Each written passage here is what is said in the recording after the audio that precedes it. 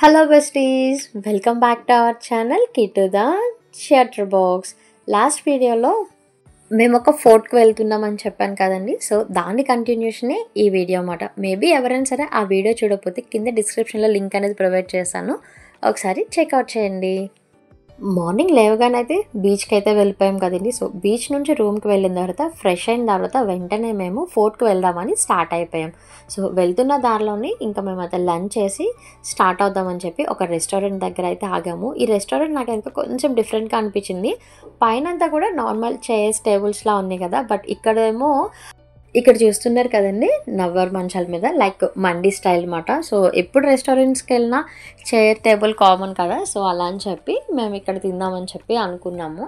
ఆ రోజు వచ్చి సాటర్డే అన్నమాట. మేమైతే నాన్ వెజ్ తిన్నాము, వెజ్. సో అందుకని మాకు వరకు మటుకి వెజ్ బిర్యానీ చెప్పాము, అండ్ మా బాబుకి అయితే మటుకి దాల్ కిచడీ చెప్పామండి. బిర్యానీ మటుకి కొంచెం స్పైస్ ఎక్కువ ఉంది అండ్ టేస్ట్ అయితే చాలా బాగుంది. సో అంత స్పైస్ వాడు తినడు, అందుకని చెప్పి వాడికి దాల్ రైస్ చెప్పాము. అండ్ దాల్ రైస్ కూడా వాడు కొంచెం తిన్నాడు అంతే, అండ్ రిమైనింగ్ మేమే తిన్నాము అది కూడా.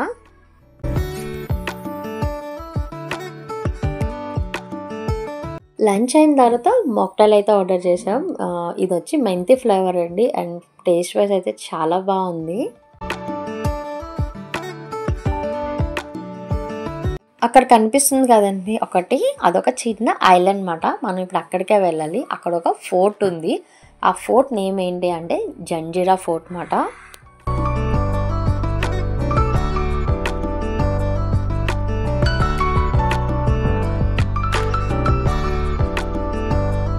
ఈ ఫోర్ట్కి వెళ్ళే టైమింగ్ ఏంటి అంటే మార్నింగ్ 7 AM నుంచి ఈవినింగ్ వచ్చి 6 PM వరకునండి. సో ఇక్కడ కనిపిస్తుంది కదా, ఇక్కడ నుంచి ఒక బ్రిడ్జ్లా ఉంది కదండి. సో ఇక్కడ నుంచి కిందకి స్టెప్స్ అయితే ఉన్నాయి. సో కిందకి వెళ్ళి అక్కడి నుంచి మనం బోట్ అనేది ఎక్కాలి. అప్పుడు మనల్ని వాళ్ళు అక్కడి నుంచి ఫోర్ట్కి అయితే తీసుకెళ్తారు. ఫోర్ట్లో ఎంట్రీ అయితే అంటే ఎంట్రీ ఫీలా ఏమీ ఉండదు, బట్ మనం బోట్ ఎక్కడానికి మటుకి ఎంట్రీ టికెట్స్ అయితే తీసుకోవాలి.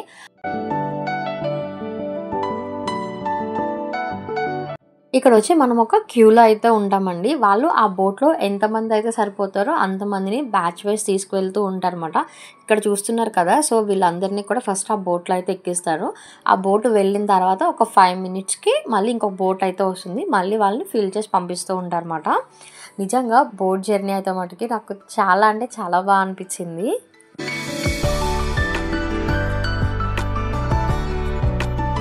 నేను ఇలా పడవ ప్రయాణం చేసి చాలా అంటే చాలా ఇయర్స్ అయిందండి. అసలు నాకైతే నేను ఆ బ్రిడ్జ్ దగ్గర ఏంటి ఇప్పుడు మనం పడవ మీద వెళ్ళాలా అనగానే నాకు ఒక రకమైన చాలా అంటే చాలా హ్యాపీ అనిపించింది.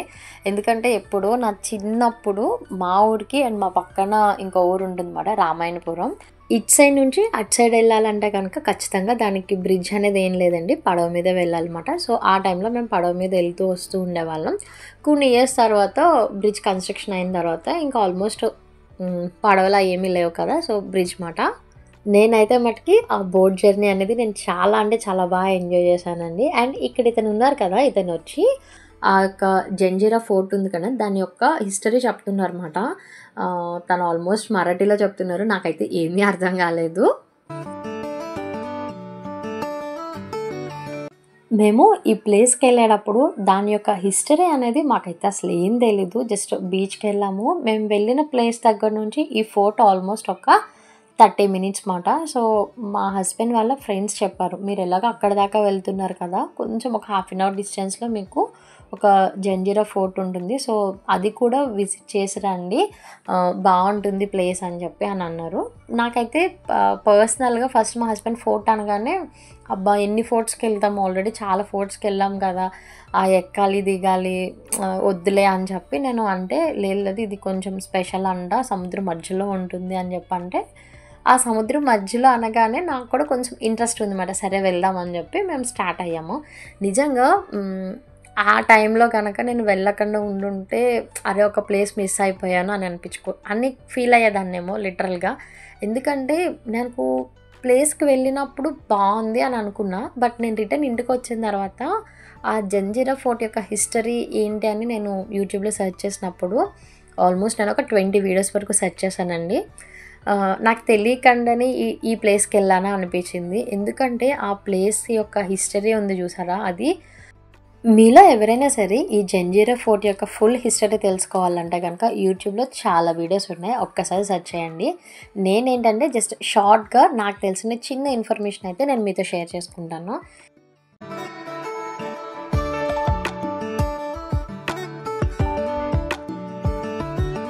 ఈ ఫోర్ట్ ఉంది కదండి, ఇది వచ్చి నిజాం అనే అతని యొక్క ఆధీనంలో ఉంటుందన్నమాట. అతనికి ఈ ఫోర్ట్ కట్టడానికి ఆల్మోస్ట్ 22 సంవత్సరాలు అయితే టైం పట్టింది. నిజాంకి ఈ ఫోర్ట్తో పాటు ఇంకో కొన్ని ఫోర్ట్స్ కూడా ఉన్నాయండి. సో ఈ ఫోర్ట్ యొక్క పూర్తి బాధ్యతని రామరావు పాటిల్ అనే అతనికి, అక్కడ ఉండే మత్స్యకారులకి ఈ ఫోర్ట్ పూర్తి బాధ్యతని ఇస్తారు. ఎందుకు అంటే ఇది చాలా సురక్షితంగా ఉంది, ఎవరు కూడా దీని మీద వచ్చి దాడి చేయలేరు. ఎందుకంటే ఇది సముద్రం మధ్యలో ఉంది కదా, ఎవరు రావాలన్నా సరే పడవ మార్గంలో రావాలి. ఒకవేళ ఎవరైనా వస్తున్నారు అంటే కనుక వీళ్ళు ముందుగానే వస్తున్న వాళ్ళని చూసి వాళ్ళ మీద అటాక్ అయితే చేస్తున్నారు. సో దానివల్ల ఏంటంటే ఎవరు కూడా జంజీరా ఫోర్ట్ని ఆక్రమించుకోవడానికి అయితే ఆల్మోస్ట్ అసలు ఛాన్సే లేదన్నమాట. సో అందుకని చెప్పి ఈ ఫోర్ట్ యొక్క పూర్తి బాధ్యతని రామరావు పాటిల్కి అప్పగిస్తారు. సో అతనేం చేస్తాడంటే తనకు అప్పగించిన తర్వాత నిజాంని పట్టించుకోకుండా తన పాలన అయితే మొదలు పెడుతూ ఉంటాడనమాట. సో ఈ విషయం తెలుసుకున్న నిజాం ఏం చేస్తారంటే రామరావు పాటిల్ మీదకి కొంతమంది సైన్యాన్ని అయితే పంపుతారు. సో వాళ్ళు పడవ మార్గంలో వెళ్ళాలి కదా, సో వాళ్ళకి కూడా ఏంటి అంటే ఎటు నుంచి ఎంట్రీ అవ్వాలి ఆ కోటలోకి అనేది దగ్గరికి వెళ్తేనే కానీ తెలియదు. సో వీళ్ళు దగ్గరకు రాకముందే పైనుంచి వాళ్ళు దాడి చేయడం అయితే మొదలు పెడుతూ ఉంటారన్నమాట. ఇంకా ఇలా అయితే వాళ్ళ మీద దాడి చేయడం కష్టం అనుకున్న పిరాన్ ఖాన్ ఏం చేస్తాడంటే పడవ మీద సారా, మద్యం ఇవి ఉంటాయి కదండి, సో అవి అమ్మడం మొదలుపెట్టి స్లోగా రామరావు పాటిల్తో పరిచయం అనేది పెంచుకుంటాడనమాట. ఒకరోజు ఈ ఖాన్ ఏం చేస్తాడంటే ఆ సారా ఏదైతే ఉందో మద్యం ఇవంతా కూడా రామరావు పాటిల్కి బహుమతి కింద ఇస్తూ ఉంటాడు. సో అలా వీళ్ళిద్దరి మధ్యన కొన్ని రోజులు స్నేహం అనేది పెరుగుతూ వచ్చింది. ఒక టైం చూసుకుని ఈ పిరాన్ ఖాన్ ఏమంటాడంటే రామరావు పాటిల్ తోటి, నాకు లోపలికి వచ్చి ఆ కోట ఎలా ఉంది ఏంటో చూడాలనిపిస్తుంది, ఒక్కసారైనా నేను కోట లోపలికి రావచ్చా అని చెప్పి ఈ ఖాన్ అడుగుతాడు. సో ఖాన్ అడగగానే రామరావు పాటిల్ ఏం చేస్తాడంటే ఒక రోజు ఖాన్కి ఆహ్వానం పంపిస్తాడు అనమాట, లోపలికి రమ్మని చెప్పి. ఈ ఖాన్ వెళ్తూ సారా అంతా కూడా తీసుకువెళ్తాడు. సో లోపలికి వెళ్ళిన తర్వాత వాళ్ళందరికీ కూడా ఖాన్ అనే అతను సారా పోస్తాడు. సో వాళ్ళందరూ కూడా మద్యం సేవించి మత్తులో ఉండగా ఈ ఖాన్ అనే అతను ఏం చేస్తాడంటే తన యొక్క ప్లాన్ ఏదైతే ఉందో అది అమలు చేస్తాడు. తిన సైన్యం ఆల్రెడీ బయట ఉంటుంది కదా, సో వాళ్ళందరికీ సందేశం ఇచ్చి వాళ్ళని లోపలికి రప్పించుకుంటాడు అనమాట. సో వీళ్ళందరూ అంటే రామరావు పాటిల్ దగ్గర ఉన్న వాళ్ళందరూ కూడా మత్స్యకారులు, కానీ వాళ్ళకి ఎటువంటి యుద్ధం కూడా ఏమీ తెలీదు. ఈ ఖాన్ సైనికులు లోపలికి వచ్చి వాళ్ళందరినీ కూడా చంపేస్తారనమాట. ఈ యుద్ధంలో దాదాపు 1500 మంది అయితే ప్రాణం కోల్పోతారంటండి. సో ఎలాగైతేనే మొత్తానికి ఆ పిరాన్ ఖాన్ అనే అతను ఆ యొక్క జంజీరా ఫోర్ట్ని తన యొక్క ఆధీనంలోకి తీసుకుంటాడు.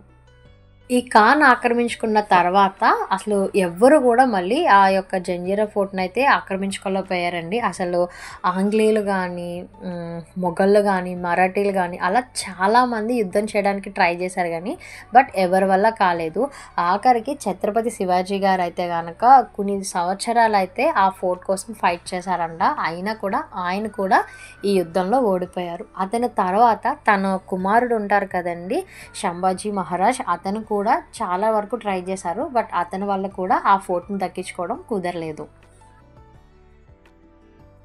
ఈ కోటలో కొన్ని ప్రత్యేకతలు ఉన్నాయండి. సో అవేంటో చూద్దాం. ఈ కోట ఉండడానికి సముద్రానికి మధ్యలో ఉంది కదండి, సో అయినా సరే ఈ కోట లోపల 2 మంచినీటి బావులు అయితే ఉన్నాయంటండి. సో ఇక్కడ చూస్తున్నారు కదండి, ఇది ఒక బావి, ఇటు సైడ్ ఒక బావి ఉంటుంది, ఇంకొకటి కొంచెం కార్నర్కి వెళ్తే ఇంకొక బావి ఉంటుంది అన్నమాట. సో ఆ బావి వచ్చి ఇదేమాట. ఇక్కడ నేను చూస్తున్నప్పుడు ఇందులో ఇదేంటి లోపల బావి ఉంది అని అనుకున్నాను, అందులో అయితే చేపలు అయితే చాలా ఉన్నాయన్నమాట. అంతేకాకుండా ఈ కోట లోపల కొన్ని మసీదులు కూడా ఉన్నాయండి. అప్పట్లో అయితే కనుక చాలా వరకు షాప్స్ కూడా లోపలే ఉన్నాయంట. అంటే ఇంకా ఏ అవసరం వచ్చినా సరే ఇంకా లోపల వాళ్ళు బయటకు వెళ్ళి తీసుకుని వచ్చేంత ఛాన్స్ అయితే లేదు. వీళ్ళు యుద్ధంలో వాడిన పిరంగులు ఇవన్నీ కూడా ఇప్పటికీ అక్కడ అలాగే ఉన్నాయండి. మీలో ఎవరైనా సరే ఈ ప్లేస్‌ని విజిట్ చేయాలి అనుకుంటే గనక అక్టోబర్ టు మార్చ్ అండి. అసలు బెస్ట్ టైం మాట. మరీ సమ్మర్ కాదు, అలా అని చెప్పి మరీ రైనీ టైం కాదు. రైనీ టైంలో ఆల్మోస్ట్ ఆ ప్లేస్‌ని క్లోజ్ చేసేస్తారనమాట. ఎందుకంటే అది మనకి సముద్రం మధ్యలో ఉంది కదండీ! సో, అక్టోబర్ టు మార్చ్ టైంలో మటికి వెళ్ళడానికి చూడ్డానికి ప్లేస్ అంతా కూడా చాలా బావుంటుంది. నేనైతే గనక నా పర్సనల్‌గా నేను చాలా ఎంజాయ్ చేశాను. అండ్ చూడ్డానికి వ్యూ కూడా చాలా బావుంది.